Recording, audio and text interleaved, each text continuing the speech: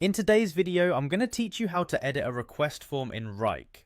Whether you're a seasoned Wrike user or just getting started, managing and customizing request forms effectively can streamline your project workflows and improve team productivity. So let's dive in and explore this process together. First things first, you'll want to make sure you're logged into your Wrike account. Head over to wrike.com and look for the login button in the upper right corner. Click it and enter your credentials to gain access to your workspace. If you're finding it a tad cumbersome to remember your credentials, consider using a password manager to streamline this step in the future. Once you're comfortably logged in, direct your attention to the top right of your workspace. You'll notice a green plus sign, a small but significant icon that signifies where you can take action.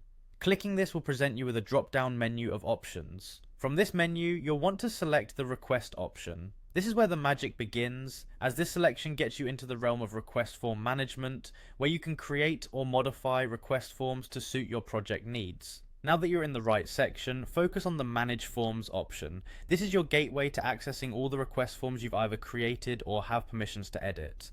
After clicking on Manage Forms, you'll be able to see a list of available forms. Browse through them and find the title of the particular form you want to edit.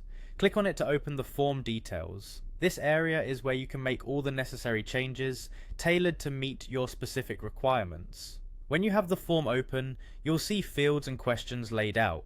Editing these is quite straightforward. Simply click on any field or question you'd like to modify, a text box will usually appear, and you can make the desired changes directly. If you need to add more detail or perhaps change the wording for clarity, this is your chance. Remember, an important aspect of form editing is ensuring that your changes align with the project's overall objectives and the form's intended use. Lastly, as you wrap up the editing process, take a moment to review your changes. Make sure that everything aligns correctly and functions as expected. This might be a good time to preview the form and ensure that it's intuitive and comprehensive for the end user. And there you have it. With these simple steps, you're now equipped to efficiently edit any request form in Wrike, tailoring it to better suit the needs of your team and projects. By mastering this skill, you're not only enhancing your own productivity, but also contributing to a more streamlined and effective project management environment. Thanks for following along in this tutorial, and happy editing.